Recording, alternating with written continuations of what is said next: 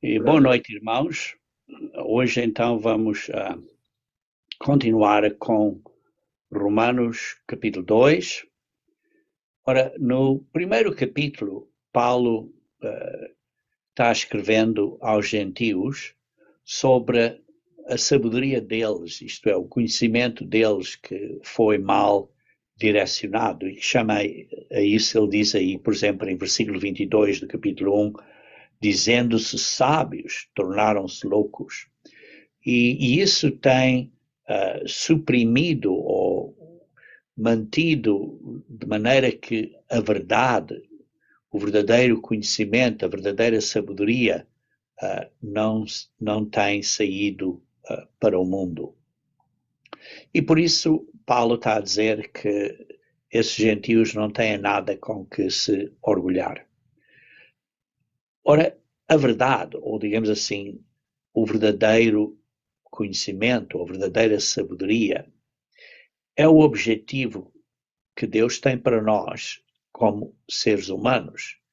Este verdadeiro conhecimento é que nós vamos ser salvos e estarmos, ou sermos, virmos a ser membros da família de Deus no reino de Deus.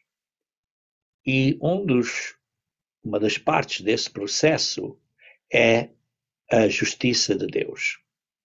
Ora, em Romanos, capítulo 1, versículo 16, lê-se que Paulo não tinha vergonha nenhuma desta boa nova, desta sabedoria, deste conhecimento, porque ele chama isso o Evangelho de Cristo.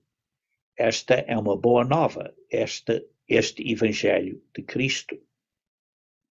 É bom brevemente mencionar que Jesus Cristo pregou o Evangelho do Reino de Deus, mas a responsabilidade ou a obra ou a função de que o Cristo tem feito e fez desde a sua primeira vinda, essa foi uma grande parte, uma grande porção importantíssima do Evangelho do Reino de Deus. E por isso esse conhecimento, essa sabedoria, esse entendimento do que Jesus Cristo fez e o que ele é, a posição que ele tem no reino de Deus, é muito importante para nós entendermos.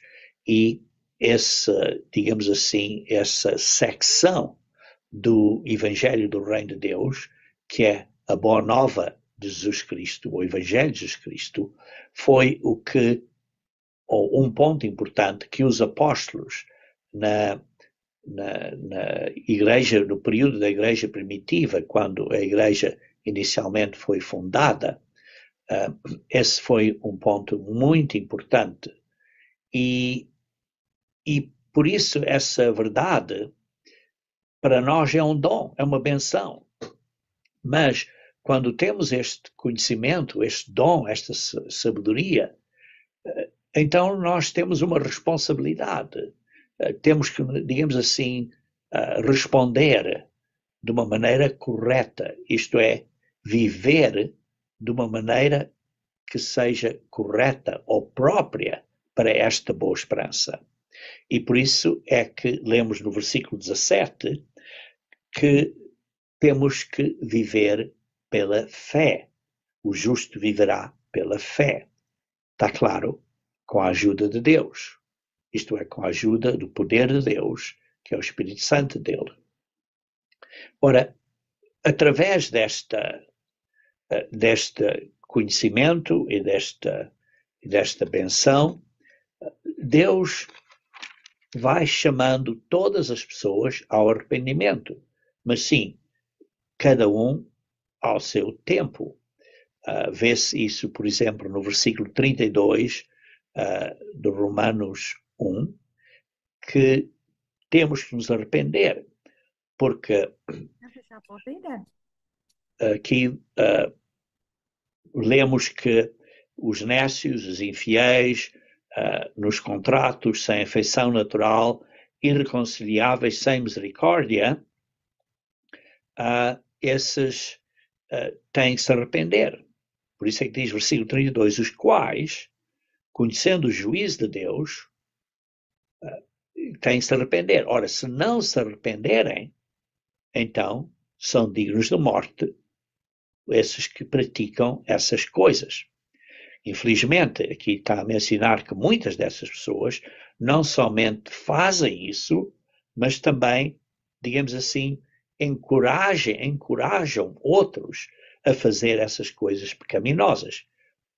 É o que diz aqui, mas também se agradam dos que as fazem. Isso é, estão a encorajar outras pessoas a seguir o mesmo caminho errado. E por isso vemos aqui no capítulo 1 que Paulo falou, digamos assim, à situação dos gentios, porque eles rejeitaram Deus. E agora no capítulo 2 ele vai abordar ou falar acerca dos judeus. E o problema é que os judeus tinham a lei, eles tinham os mandamentos de Deus, eles tinham os padrões que deviam de ser seguidos. Isto é, eles sabiam, tiveram a benção de vir a conhecer através da lei ser dada ao país inteiro através de Moisés. Eles, como uma nação, tiveram essa, digamos assim, benção de saber as leis de Deus. Mas, infelizmente, por causa disso, eles se sentiam superiores. Mas, ainda mais infelizmente, eles não obedeciam. E por isso veio a eles um grande castigo, que foram dispersos. Mas, por outro lado, isso é uma lição para nós também. Porque nós, como membros na Igreja de Deus, nós também temos as leis de Deus, mas a pergunta é, somos praticantes? Somos obedientes? Estamos realmente arrependidos? Digamos assim, não é só dizer, desculpe, mas estamos realmente completamente arrependidos, mudando o nosso modo de vida de uma maneira permanente. Sim, não digo que a pessoa não falha, não tenha as fraquezas de vez em quando, mas a intenção e o esforço tem que ser uma coisa permanente. E então vamos continuar a ler aqui do versículo 1 do capítulo 2 de Romanos. Portanto, falando àqueles judeus que tinham conhecimento das leis de Deus, és inexcusável quando julgas, ó homem, quem quer que sejas, porque te condenas a ti mesmo naquilo em que julgas a outro, pois tu que julgas fazes o mesmo. Então, particularmente, os judeus estavam, digamos assim, condenando ou julgando os gentios, mas eles eram igualmente culpados. Eles desobedeciam a Deus, eles quebravam mandamentos como adultério, fornicação, seja o que for, e por isso julgavam. A palavra julgar aqui, quando julgas, é a palavra grega 2919, crino, que significa separar, dividir, selecionar ou escolher. Por exemplo, aprovar, ou estimar, ou preferir, é uma possibilidade da palavra julgar. Ou ter uma opinião, ou pronunciar uma opinião, também pode ser outra interpretação da mesma palavra em grego. Ou, por outro lado, decisões judiciais, ou presidir essas decisões, também é uma possibilidade da mesma palavra. E por isso vemos que nós precisamos de juntamente estar a lutar contra estas dificuldades.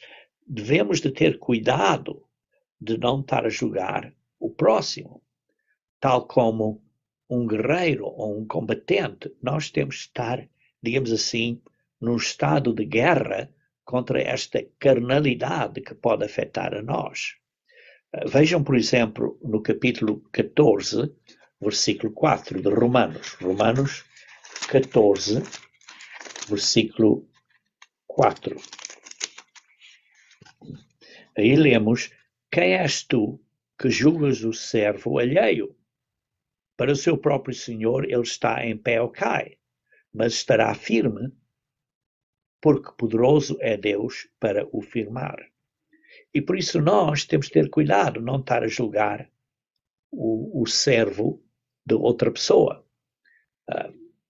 Jesus Cristo também, em Mateus 7, versículo 1, também usou essa palavra, Mateus 7, versículo 1, dizendo não julgais, com a intenção de dizer não condenais, não estejam a condenar.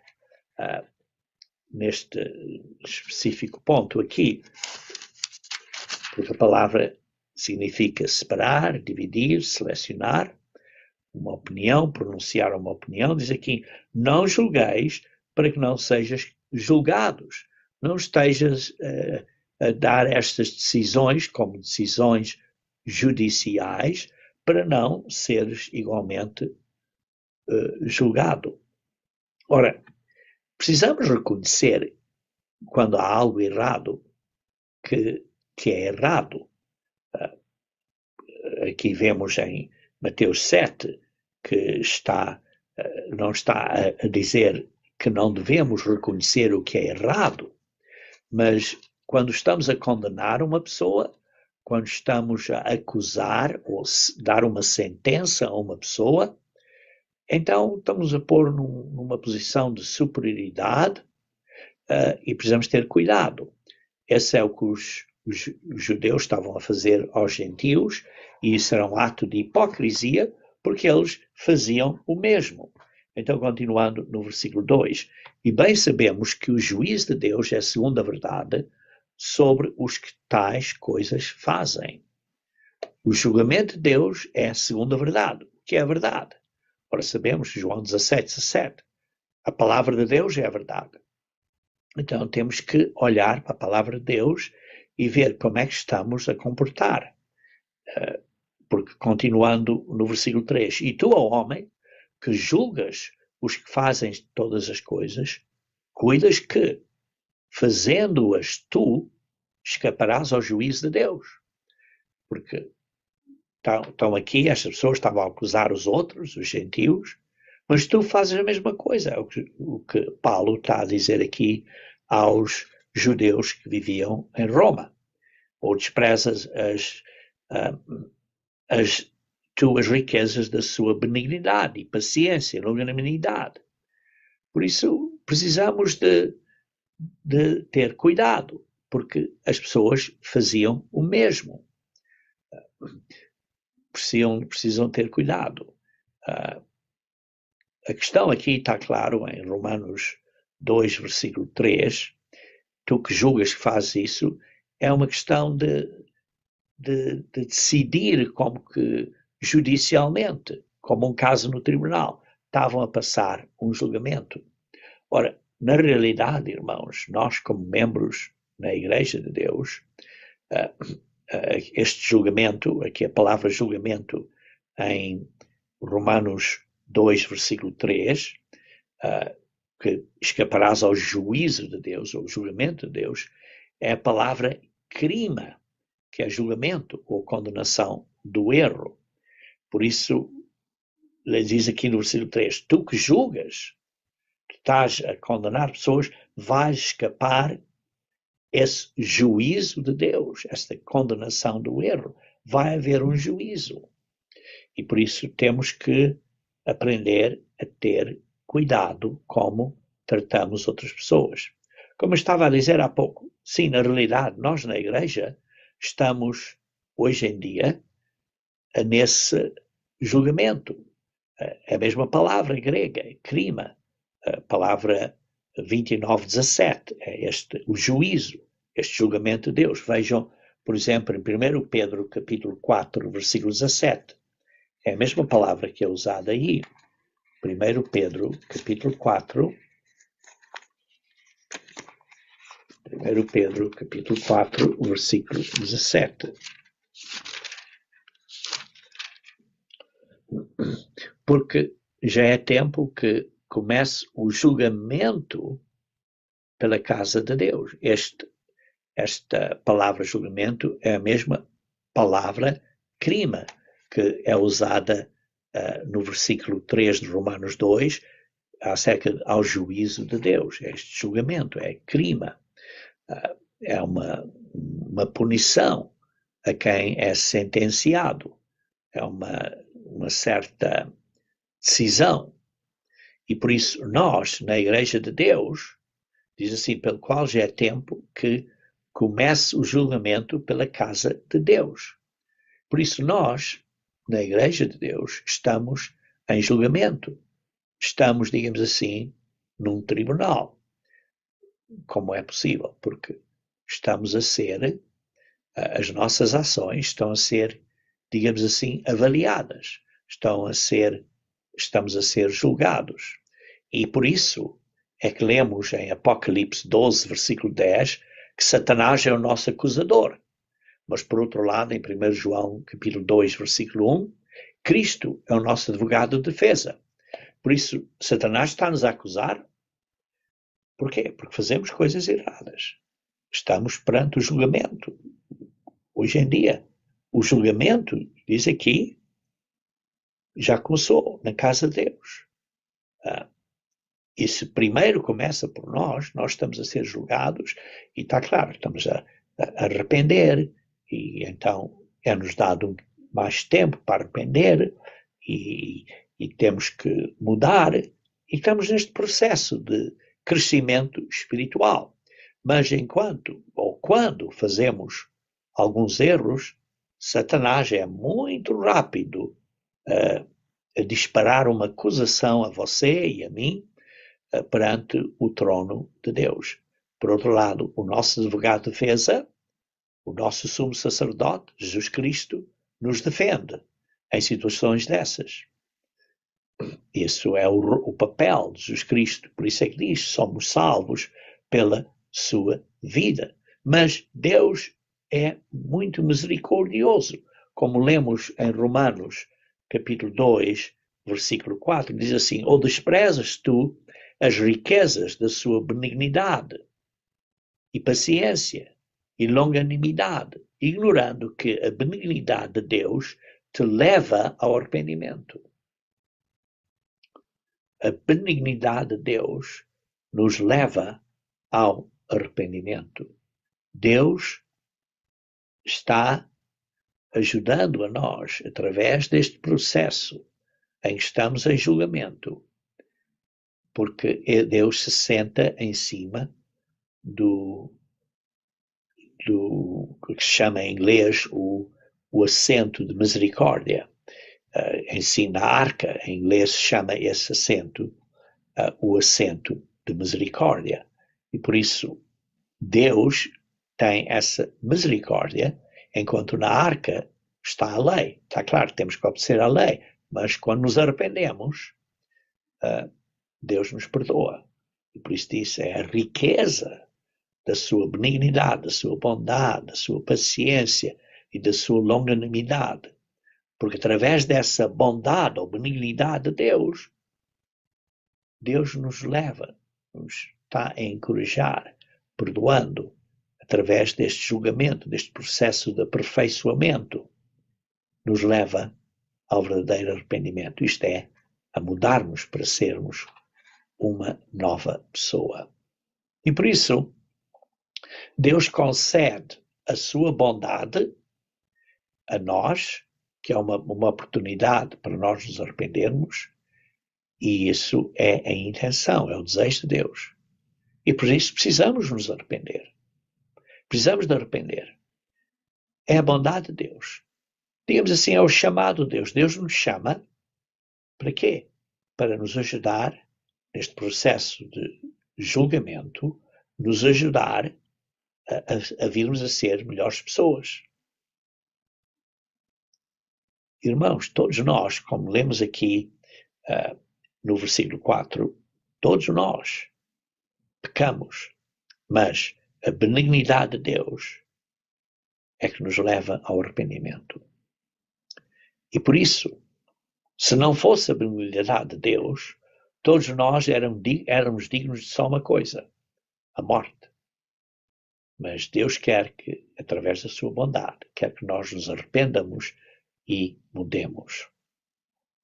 Então, continuando agora a ler na secção do versículo 5 a 11. Nesta secção, vemos aqui mostrando que Deus é o juiz supremo, o qual ou quem determina a recompensa. Lembrem-se, a recompensa, porque é o juízo. Muitas vezes nós usamos a palavra juízo, estamos neste, digamos assim, em julgamento, e como lemos há pouco em 1 Pedro 4,17, o julgamento começa agora pela casa de Deus. E geralmente lemos ou entendemos a palavra julgamento como uma situação para nos castigar. Mas aqui vemos que é uma situação para, conforme nós nos arrependemos e mudamos, esse julgamento é para determinar a recompensa que nós teremos. Vejam, por exemplo, em Hebreus capítulo 11, versículo 6. Hebreus capítulo 11, versículo 6. Hebreus capítulo 11, versículo 6, que este é o capítulo da fé, Hebreus, e capítulo 11, versículo 6 diz: Ora, sem fé é impossível agradar a Deus, porque é necessário que aquele que se aproxima de Deus, primeiro, creia que Deus existe, e segundo, que Deus é galardoador dos que o buscam. Dar uma galardoação, digamos assim, é uma recompensa. É uma recompensa pelo bom trabalho. E por isso, para haver uma determinação se o trabalho é bom ou não, tem que haver uma avaliação, ou digamos assim, um julgamento. E por isso estamos neste julgamento, que é uma avaliação, não é para nos castigar, porque Deus quer que todos nos arrependamos, por isso Ele quer nos abençoar e por isso quer determinar a quantidade ou o tamanho da sua recompensa, porque Ele é o galardoador. Ou, noutras palavras, o galardoador é aquele que faz o julgamento, que faz a decisão de quanto dar a recompensa ou o galardão a uma pessoa ou não. E por isso, Deus é justo. Deus, igualmente, condenará os que fazem o mal, judeus ou gentios, e Deus, igualmente, abençoará os que fazem o bem, judeus ou gentios. Mas Deus quer abençoar. E por isso, Ele permite alguns testes para ver a nossa força de vencermos, para Ele nos abençoar ainda mais. Então, lendo agora o versículo 5. Mas, segundo a tua dureza e o teu coração impenitente, entesouras ira para ti no dia da ira e da manifestação do juízo de Deus.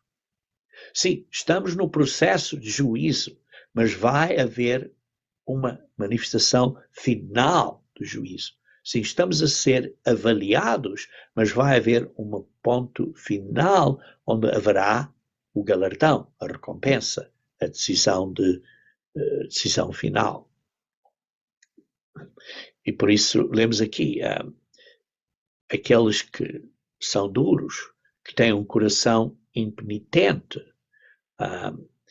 Uma dureza seria como, por exemplo, uma dureza nas artérias, que são duras, não são flexíveis, ou digamos assim, é uma dureza espiritual e um coração não arrependido ou impenitente. Versículo 6. O qual recompensará cada um segundo as suas obras. Sim, cada um segundo as suas ações. E por isso sabemos que a salvação, irmãos, é um dom gratuito, mas a nossa recompensa é segundo as obras.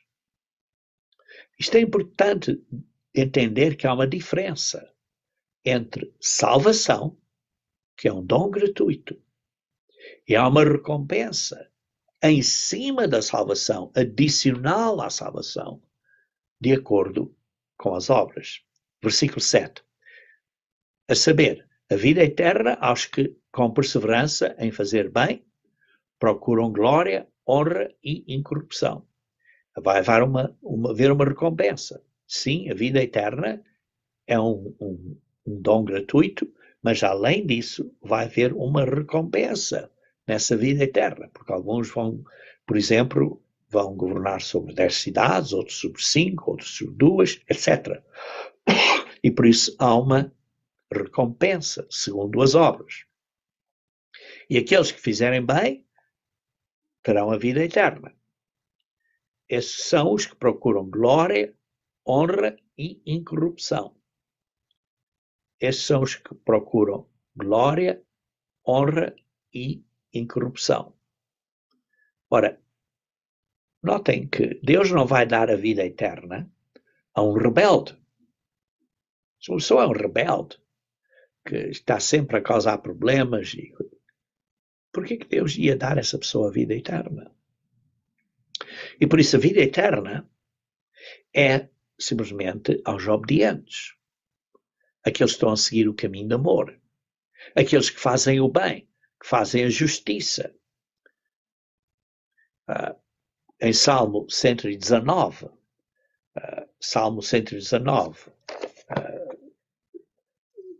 versículo 172, Salmo 119, versículo 172, Salmo 119, versículo 172. Salmo 119 é o mais longo salmo da Bíblia e talvez o mais longo capítulo da Bíblia inteira. Versículo 172. A minha língua falará da tua palavra, pois todos os teus mandamentos são justiça. Por isso, fazer o bem é justiça. A justiça significa que nós vivemos de acordo com os princípios de Deus. Isto é, Deus está vivendo em nós e nós estamos fazendo o que é certo. Ora, como é que Deus vive em nós? É porque nós estamos praticando ou vivendo o caminho de Deus com a ajuda do Espírito Santo de Deus, que é o poder de Deus, é esta essência de Deus em nós. Isto é, com a ajuda do poder de Deus, do Espírito de Deus. E não é o nosso poder. Mas vejam aqui também, no versículo 7, que diz assim, aqueles que buscam a incorrupção. Algumas versões bíblicas dizem, buscam a imortalidade. É importante neste momento eu mencionar que a tradução mais correta é incorrupção. A palavra grega aqui é 861, aphatársia, que significa incorrupção. É a mesma palavra que é usada em 1 Coríntios, capítulo 15, 52 e 53. Vejamos então 1 Coríntios 15, 52 e 53.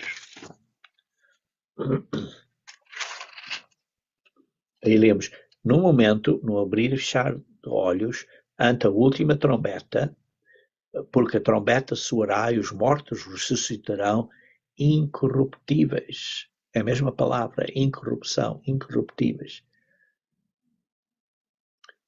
E nós seremos transformados, porque convém que isto que é corruptível se revista da incorruptibilidade, e isto que é mortal se revista da imortalidade. A palavra incorruptibilidade é a mesma palavra que é usada aqui em Romanos 2, versículo 7, onde diz que buscam a incorrupção. É a mesma palavra. Mas no versículo 53 de 1 Coríntios 15, quando diz e que isto que é mortal se revista da imortalidade, a palavra imortalidade é outra palavra, grego, palavra 110, athanasia, isto é, imortal, eterno. É a mesma palavra que é usada em 1 Timóteo, capítulo 6. 1 Timóteo, capítulo 6, versículo 16. Aquele que tem, ele só a imortalidade. Algumas pessoas perguntam, o que é que está aqui a falar? Em 1 Timóteo, capítulo 6, versículo 16. Quem é este que ele só tem a imortalidade? Ora, um bom versículo para explicar um bocadinho mais este versículo de Timóteo 6,16 é o Coríntios, capítulo 15, 52 e 53. Porque em Coríntios 15, vamos então voltar a ver aqui Coríntios 15, eu devia ter deixado uma marca aqui em Coríntios 15, mas pronto. Coríntios 15, 52 e 53 diz, porque convém que isto que é corruptível se revista da incorruptibilidade e isto que é mortal se revista da imortalidade. Quer dizer, quando nós viermos a ser ressuscitados, seremos incorruptíveis e seremos imortais. Correto? É o que diz aqui. Quando nós ressuscitarmos perante a última trombeta, como diz no versículo 52, nós seremos transformados de corruptíveis para incorruptíveis e de mortais para imortais. Ora, quem é o primeiro ou a única pessoa que veio ou que se transformou de mortal para imortalidade? O único ser humano que ressuscitou e que agora é imortal é Jesus Cristo. E por isso aqui em 1 Timóteo 6, versículo 16, algumas pessoas têm vários pontos de lógica a perguntarem quem é que está a falar, a dizer que ele só tem a imortalidade. Mas, entendendo de 1 Coríntios, capítulo 15, que o único que ressuscitou até agora, o único que ressuscitou, que veio de mortal para imortalidade, o único que está nessa condição é Jesus Cristo. E por isso, quando lemos aqui em 1 Timóteo 6, começando, por exemplo, no versículo 11, diz, mas tu, ó homem de Deus, foge destas coisas, segue a justiça, a piedade, a fé, o amor, a paciência, a mansidão. Milita a boa milícia da fé, toma posse da vida eterna para a qual também foste chamado. Por isso nós fomos chamados para mudar, para nos arrependermos.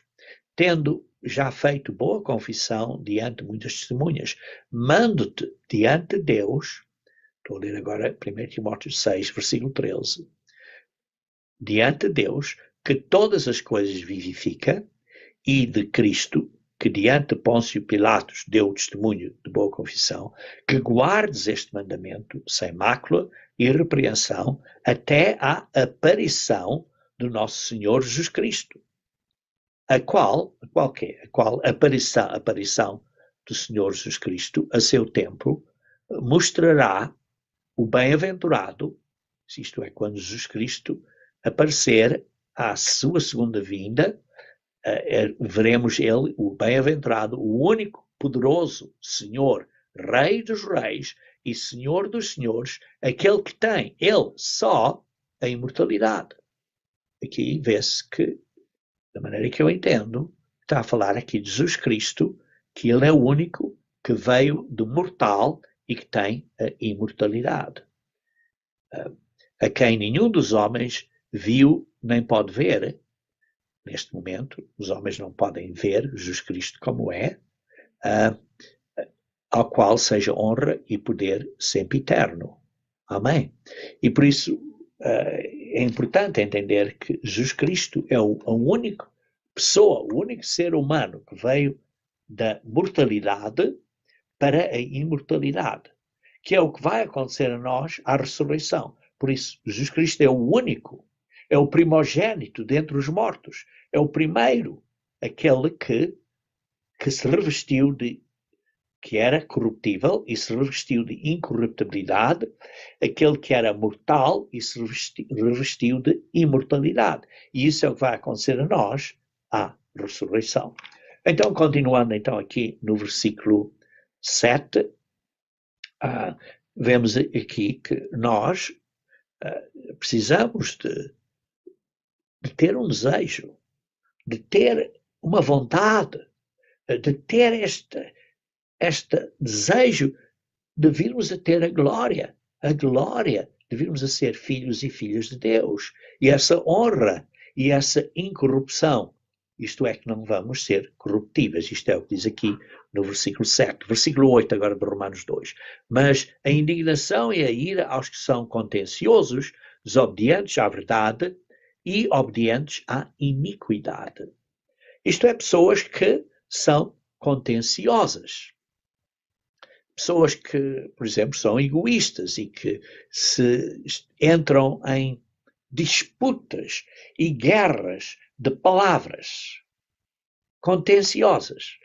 E diz assim, são contenciosos, desobedientes à verdade e obedientes à iniquidade. Deus recompensará esses segundo as suas obras. É o que diz aqui, no versículo 6, o qual recompensará cada um segundo as suas obras, a saber, a vida eterna a uns. Versículo 7 e versículo 8, a indignação e a ira aos que são contenciosos, desobedientes à verdade e obedientes à iniquidade. É interessante que está a focar no ponto de contenciosos. Aqueles que contendem com palavras para ganharem uma guerra de palavras, mas que não buscam a verdade, que são desobedientes à verdade. Irmãos, hoje em dia, se você está atento a estas disputas politiquices na rádio, na mídia social e tudo, há muitas pessoas que são contenciosas, que estão numa guerra de palavras, numa disputa de palavras sem proveito. São briguentos, estão a semear discórdia. E isto é o que não devemos de fazer. Vejam, por exemplo, em 2 Timóteo, capítulo 2, versículo 14. 2 Timóteo, capítulo 2, versículo 14. Traz estas coisas à memória, ordenando-lhes diante do Senhor que não tenham contendas de palavras. Não tenham estas disputas, não sejam contenciosos com palavras, que nada aproveitam e são para a perversão dos ouvintes. E por isso há muitos debates, digamos assim, às vezes, de religião na rádio, que são contenciosos. E eu não quero ter nada com isso. Porque, como diz aqui, que para nada aproveitam e são para a perversão dos ouvintes. Vejam também em 1 Timóteo, capítulo 6, versículo 4 e 5. E diz aqui, a falar acerca daqueles que ensinam outra doutrina, que não se conforma, estou a ler agora no versículo 3, não se conforma com as sãs palavras do Senhor Jesus Cristo e com a doutrina que é segundo a piedade. Mas essas pessoas que estão a ensinar outra doutrina são soberbos, é soberbo, nada sabe, mas delira acerca de questões e contendas de palavras, das quais nascem invejas, contendas, blasfémias, ruins suspeitas, perversas contendas de homens corruptos de entendimento e privados da verdade, cuidando que ganho seja piedade. Pensam que, olha, ganhar essa disputa é que eu sou a melhor pessoa, sou mais segundo Deus, porque eu ganhei esta guerra de palavras. Não, não é. Diz assim, aparta-te de tais.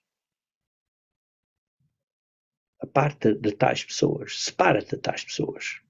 Veja, por exemplo, Provérbios capítulo 6, versículo 16. Provérbios 6, versículo 16. Estas 6 coisas o Senhor odeia, e a 7ª a sua alma abomina. So, Deus odeia 6 coisas, mas a última, a 7ª, ainda mais ele abomina. Olhos altivos, isto é arrogante, língua mentirosa. Oh, tantas mentiras, irmãos. Tantas mentiras na politiquice deste mundo. Mãos que derramam sangue inocente. Coração que maquina pensamentos perversos. Pés que se apressam a correr para o mal. E agora vemos aqui este testemunha falsa que profere mentiras. E o 7º, o que semeia contendas entre irmãos. O que semeia contendas entre irmãos. Queridos irmãos, semear contendas de palavras, disputas de palavras sem proveitos, brigas que só semeiam discórdia entre irmãos ou divisão. Deus odeia. Veja também em Tiago, capítulo 3. Tiago, capítulo 3, versículo 14 a 16. Tiago 3, versículo 14 a 16. Mas se tens amarga inveja e sentimento contencioso em vosso coração, isto é, se tem estas contendas no vosso coração, não vos glorieis, nem mintais contra a verdade, não estejam a mentir. Essa não é a sabedoria que vem do alto, mas é terrena, animal e diabólica. Porque onde há inveja, espírito contencioso, aí há perturbação e toda a obra perversa. E por isso devemos de evitar essas pessoas, ter cuidado com isso. Então, concluindo ou relendo o versículo 8, mas indignação e ira aos que são contenciosos, que são desobedientes à verdade e obedientes à iniquidade. Esses argumentos é para criarem uma justificativa de desobediência à verdade por palavras distorcidas. É o que acontece. Continuando agora, versículo 9.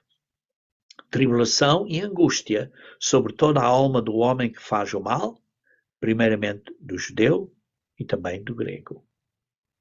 Se desobedecerem, os judeus tiveram a primeira oportunidade de ouvir a verdade, o Evangelho foi a eles primeiro, e então eles também, primeiramente, terão esta recompensa.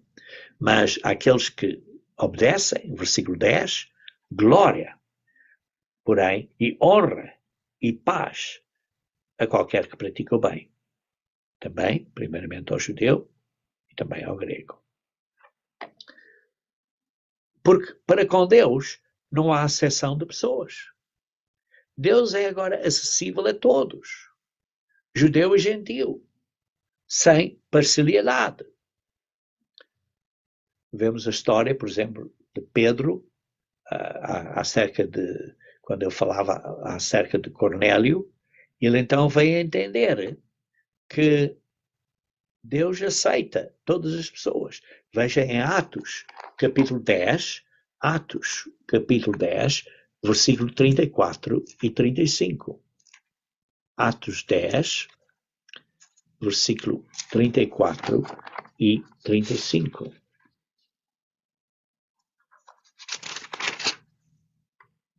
E abrindo Pedro a boca, disse: reconheço por verdade que Deus não faz acepção de pessoas, mas que lhe é agradável aquele que, em qualquer nação, o teme e faz o que é justo.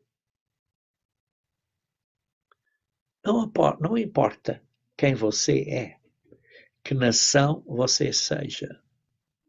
Não há favoritismo. Não há parcialidade perante Deus.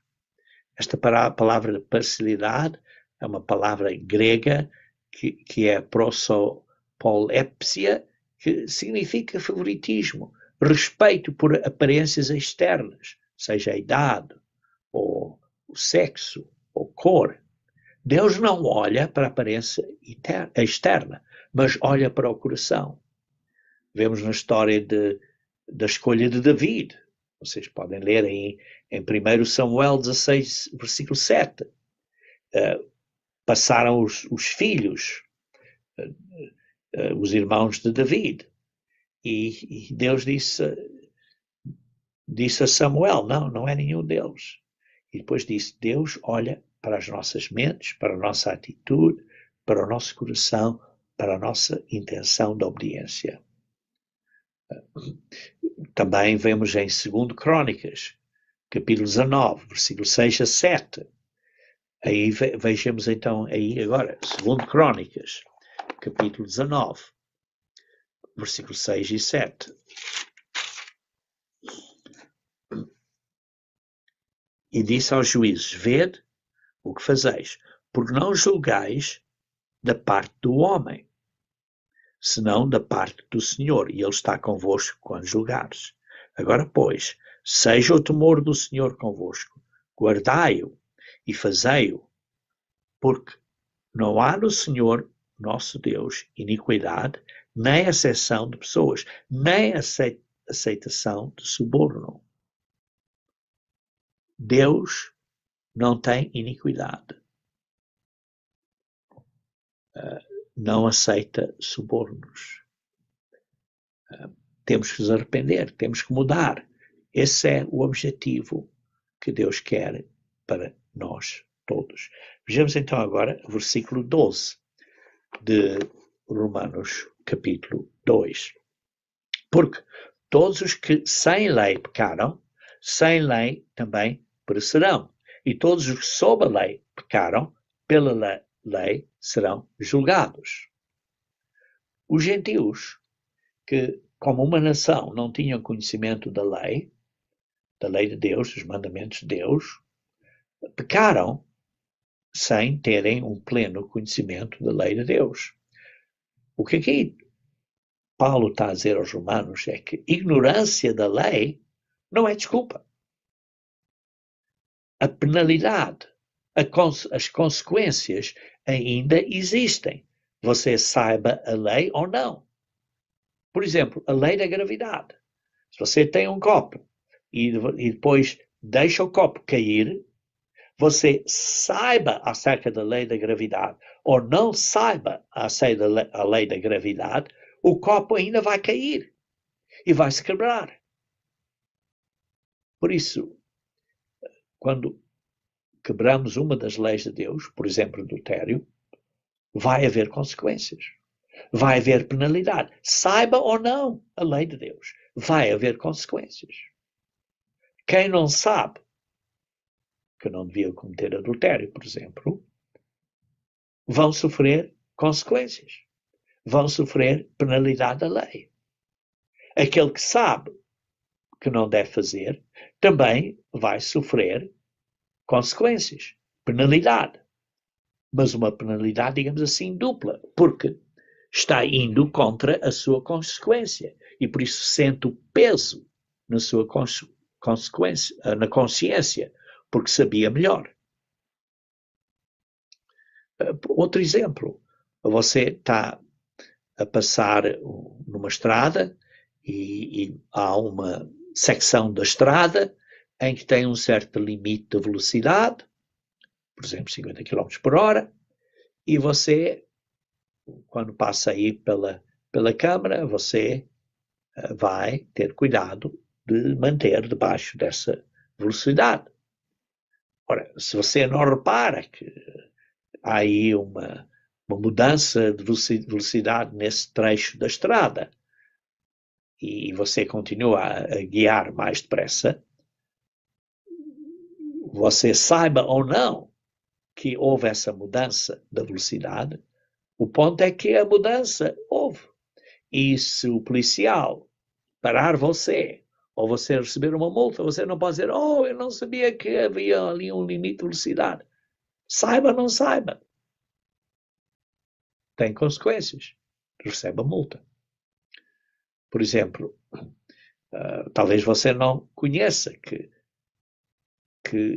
quebrar certas leis de Deus vai causar o salário da morte. Porque o salário do pecado é a morte, Romanos 6, 23. Mas você não sabe e está a quebrar, por exemplo, o sábado, que é um dos 10 mandamentos da lei de Deus, e quebrar a lei de Deus, um dos mandamentos, é pecado. Por isso, o salário do pecado é a morte. Sim, não há pecado sem lei. Romanos 4, versículo 15. E se não há lei, então não há pecado. Por exemplo, aquele trecho, aquela secção da estrada que tinha um limite de velocidade de 50 km, por exemplo, mas se aí não há nenhuma indicação que nessa secção da estrada devem de ir mais devagar, não há lei nenhuma nessa secção da estrada, então não há pecado, não há transgressão. Por isso, sem lei não há pecado. E por isso, quando não há lei, o pecado não é imputado. Mas há lei. Mas há lei. E há pecado. E por isso, há uma transgressão. Por isso é que lemos em Gálatas 3, versículo 19, que diz que, vamos então ler Gálatas 6, versículo 19, porque é uma secção que confunde várias pessoas, mas leiam aqui cuidadosamente. Gálatas 3, versículo 19. Logo, para que é a lei? As pessoas dizem, é a lei de Deus. Cuidado, porque há várias leis. Qual lei é que ele está a falar? Sim, há a lei do trânsito, há outras leis, não é? Leis civis de uma nação. Que lei é que ele está a falar? Porquê? Mas para que a lei? Olha, diz aqui, foi ordenada, isto é, foi adicionada por causa das transgressões. Mas não acabamos de dizer se não há lei, não há transgressão. E por isso, a lei foi adicionada, ordenada por causa das transgressões. Ou, noutras palavras, a lei foi ordenada porque estavam a quebrar a outra lei. Então, qual foi a lei que foi adicionada? Foi a lei das cerimónias, de cerimónias para apontar para o perdão de Jesus Cristo, para a morte de Cristo. E essas leis cerimoniais que tinham vários significados, mas basicamente apontam para o sacrifício de Jesus Cristo e pela obra do Consolador, do outro Consolador que Jesus Cristo nos enviou para nos ajudar a vencer as fraquezas da carne. E por isso, porque a lei aqui em Gálatas 3, versículo 19, está a falar a lei cerimonial. A lei cerimonial foi adicionada por causa que as pessoas transgrediram a lei espiritual de Deus, e a lei espiritual de Deus, que diz que o salário do pecado é a morte, essas pessoas então estão condenadas à morte. Então houve outra lei, a lei das cerimônias, que aponta à vinda de Cristo, ao sacrifício de Cristo. Porquê? Para nos perdoar. Para nos perdoar. Essa lei, esse significado que aponta para o sacrifício de Cristo, foi apontado ou adicionado por causa das transgressões, para nos dar uma possibilidade de sermos perdoados. Ora, os judeus, uma vez mais, tinham a lei espiritual e entendiam que sim, que havia perdão, mas eram responsáveis por obedecer às leis de Deus. Eles prometeram nas alianças que obedeceriam às leis de Deus, fizeram essa promessa a Deus, e por isso, porque eles tinham um conhecimento maior, eram ainda mais responsáveis. Leiam, por exemplo, em Lucas, capítulo 12, versículo 48. Lucas 12, versículo 48, que diz: Mas o que a não soube e fez coisas dignas de açoites, com poucos açoites será castigado. Sim, será castigado, há consequências, mas aquele que muito foi dado, que conhece a lei, conhece isso tudo, muito se lhe pedirá, e ao que muito se lhe confiou, muito mais se lhe pedirá. Por isso, aquele que tem o conhecimento da lei, que recebeu muito mais conhecimento e sabedoria, vai ter uma culpa ainda maior. Mas é necessário, é requerido deles. E por isso, se sabemos e não fazemos, então somos, digamos assim, duplamente condenados. E aqui está o ponto de meditação para nós na Igreja de Deus. Vamos então ler o versículo 12 de novo, de Romanos 2. Porque todos os que sem lei pecaram, sem lei também perecerão. Mas todos os que sobre a lei pecaram, pela lei serão julgados. Não só sofrem a morte, mas a primeira morte, todos pecaram, vão sofrer a primeira morte, mas aqueles que tinham melhor conhecimento vão ser julgados ainda mais. Por exemplo, leiam também em Mateus, capítulo 11. Mateus, capítulo 11.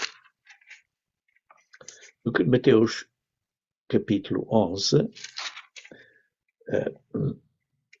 está aqui a falar de várias cidades impenitentes.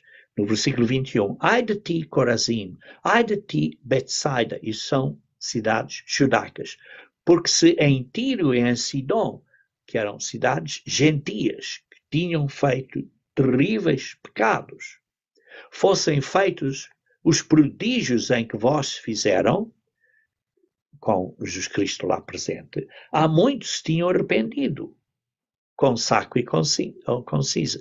Por isso vos digo que haverá menos rigor para Tiro e Sidom, de juízo, do que para vós. Porque o julgamento deles, dos judeus, vai ser maior. E por isso, quando ressuscitarem, na segunda ressurreição, após o milénio, e vão estar os dois juntos, os gentios e os judeus, e dizem, olha, tu sabias isto e tu não sabias. E por isso, esse período de julgamento, como agora para a Igreja de Deus é o período de julgamento, esse vai ser o período de julgamento para eles, esse período de julgamento deles vai haver, para esses judeus, vai haver um maior rigor. É bem claro. Também no capítulo 12 diz a mesma coisa. versículo 41. Diz assim, Mateus 12, 41. Os ninivitas ressurgirão no juízo com esta geração e a condenarão, porque se arrependeram com a pregação de Jonas. E eis que está aqui quem é maior do que Jonas. E a rainha do sul se levantará no juízo com esta geração e a condenará, porque veio dos confins da terra para ouvir a sabedoria de Salomão. E eis que está aqui quem é maior que Salomão. E por isso é que lemos em Romanos, capítulo 2, versículo 12. Diz assim, aqueles que sem lei pecaram, sim, também perecerão e vão ressuscitar e depois vão aprender a verdade e vão ter uma oportunidade de arrependimento. Mas os que sabiam melhor vão ter um julgamento mais, digamos assim, mais difícil, mais apertado. Por isso é muito importante para nós, na Igreja de Deus, entendermos que agora que nós sabemos a verdade, estamos a ser julgados agora. E por isso, precisamos de ter cuidado de não transgredir. E no versículo 13 diz, porque os que ouvem a lei não são justos diante de Deus, mas os que praticam a lei hão de ser justificados. Este é um versículo-chave nesta epístola. E esse vai ser o tema do próximo estudo